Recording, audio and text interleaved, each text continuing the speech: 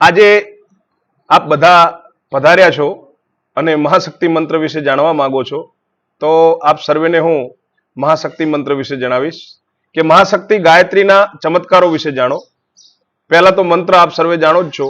ઓમ ભૂર્ભુવસ્વ તત્સવિતુર્વરેણ્યમ ભર્ગો દેવસ્ય ધીમહિ ધિયો યો નઃ પ્રચોદયાત.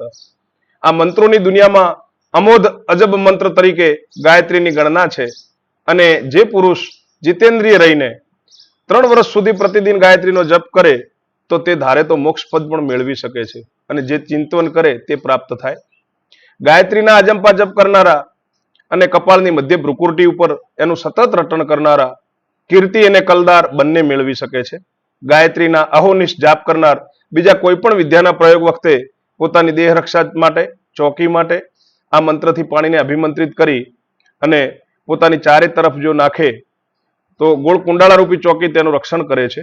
ગાયત્રીનો મંત્ર જપીને દુઃખ દર્દવાળા રોગીને તે પાણી પીવડાવવાથી પણ ખૂબ લાભ થાય છે.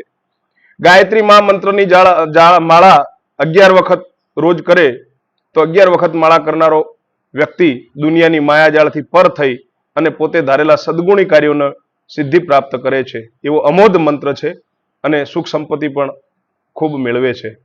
આ કથાકાર, કલાકાર, મંચને ગજાવનારા સદસ્યો ગાયત્રી મંત્ર બોલીને મંચ પર જાય તો તેને પણ પોતાના કાર્યમાં અજબ સિદ્ધિ મળે છે. પવિત્ર અવસ્થામાં ગાયત્રી જપ કરનારને કાયમ લાભ થશે. તો આ વિશે આપ સર્વે જાણ્યું. સર્વેને ઓમ નમો નારાયણ.